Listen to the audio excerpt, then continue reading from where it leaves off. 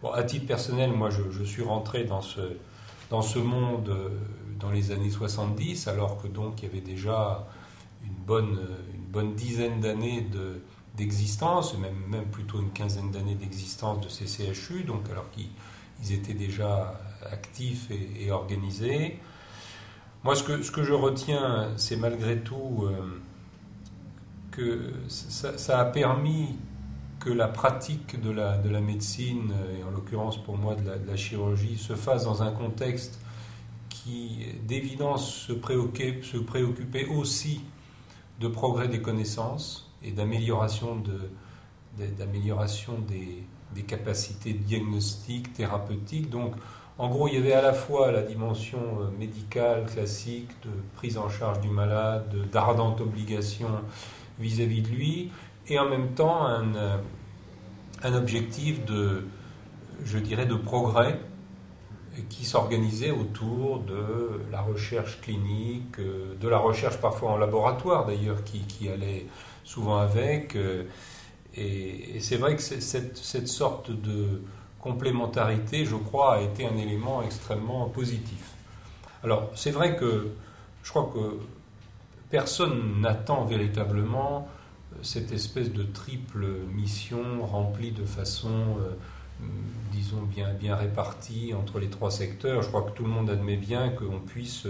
à un moment de sa carrière professionnelle, sa vie professionnelle, être très engagé dans les soins, et puis qu'à un moment donné, on soit plus tourné vers des activités d'organisation et de formation. Et inversement, on sait très bien que quelqu'un qui fait de la recherche, il est très actif, enthousiaste et productif, peut-être à une certaine période de sa vie, puis qu'ensuite, il s'occupe plus de l'administration de la recherche, et que son mode de travail s'organise différemment. Donc, moi, j'avoue que je suis pas très inquiet par cette question de la répartition des missions. Je crois qu'il faut reconnaître une certaine souplesse. De même que je crois qu'il ne faut pas trop se focaliser non plus sur la question du temps passé sur le versant hospitalier ou du temps passé sur le versant universitaire, parce que les choses sont susceptibles de fluctuer. Bon, il y a toujours des gens qui travaillent plus que d'autres, qui s'investissent plus que d'autres, mais je crois que ce n'est pas la peine de rentrer non plus dans des considérations de comptabilité trop précises. On sait très bien qu'un biologiste, il aura peut-être plus de facilité à s'engager dans des activités de recherche par rapport à sa participation hospitalière, et qu'à l'inverse, un chirurgien, il donnera peut-être le sentiment d'être plus engagé dans l'activité hospitalière de soins que dans l'activité de formation ou de recherche. Bon, tout ceci peut d'ailleurs être nuancé, parce que malgré tout, un chirurgien, la formation des internes au bloc opératoire, ça fait partie de la formation, hein. C'est une forme pratique de la formation qui est extrêmement importante. Voilà, moi je me souviens d'une étude qui avait été faite par Madame Joël à l'université Paris-Dauphine, qui avait bien montré que il ne fallait pas essayer de faire un comptage de boutiquier entre le temps passé d'un PUPH entre l'hôpital et l'université. Il fallait mieux partir sur une approche populationnelle et dire que dans une collectivité hospitalo-universitaire, il y en a qui font un peu plus de soins d'hôpital que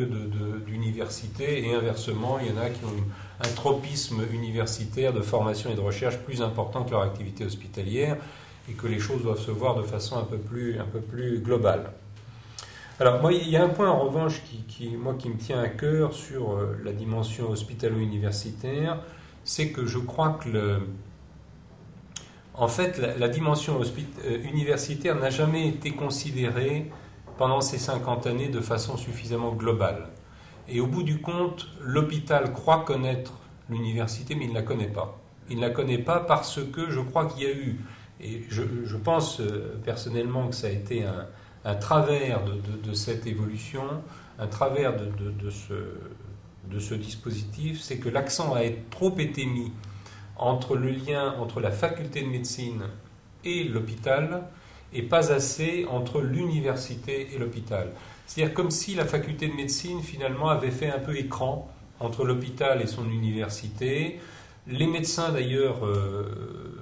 les médecins, les enseignants-chercheurs des facultés de médecine, connaissant eux-mêmes assez mal leur université, bien souvent, et je pense qu'on peut dire la même chose pour les pharmaciens, les odontologistes,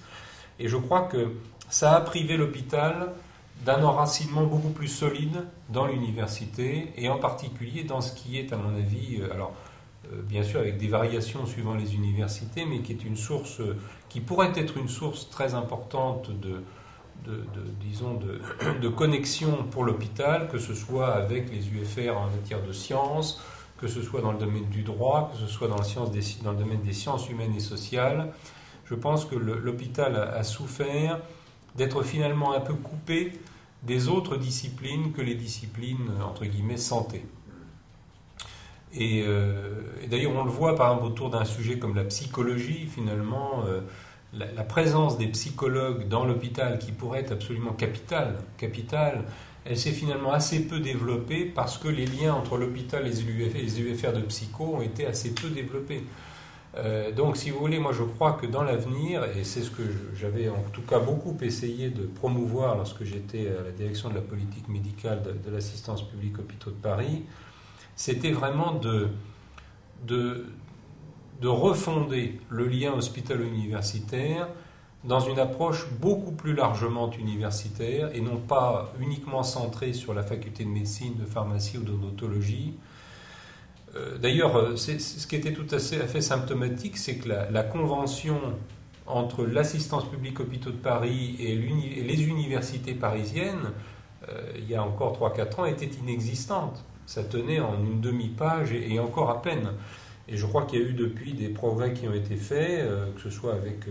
l'université Paris 6, Paris 5, Paris 7, j'imagine, déjà dans un premier temps. Ça me paraît essentiel parce que le lien hospitalo-universitaire, il doit aller bien au-delà du lien avec la faculté de médecine sur les questions de maquette de formation et de nomination et de promotion, de nomination des professeurs d'université ou des maîtres de conférences. Il y a, entre l'hôpital et l'université, il y a toutes les autres disciplines, potentiellement, ça c'est absolument capital, et c'est aujourd'hui trop sous-développé, mais il y a aussi tout ce qui concerne les systèmes d'information. Par exemple, vous savez que les universités ont accès à des systèmes d'information qui sont très, très élaborés et qui pourraient être bien utiles pour les gens qui travaillent dans l'hôpital, et inversement. Il y a également tout ce qui concerne la responsabilité vis-à-vis des étudiants. Il y a tout ce qui concerne les bâtiments. Les bâtiments, combien j'ai vu, moi, dans des hôpitaux, des bâtiments qui étaient quasiment, je ne dirais pas laissés à l'abandon, mais en tout cas un tout petit peu laissés à l'abandon parce qu'ils étaient quasiment dans l'indivision. On ne savait plus très bien si c'était un bâtiment faculté, si c'était un bâtiment hôpital, quand ce n'était pas un bâtiment CNRS ou INSERM. Donc il y avait une sorte par défaut de construction du lien entre l'hôpital et l'université, il y avait une sorte d'indivision sur certains bâtiments de recherche, sur certains amphithéâtres d'enseignement, qui, à mon avis, a été très, très dommageable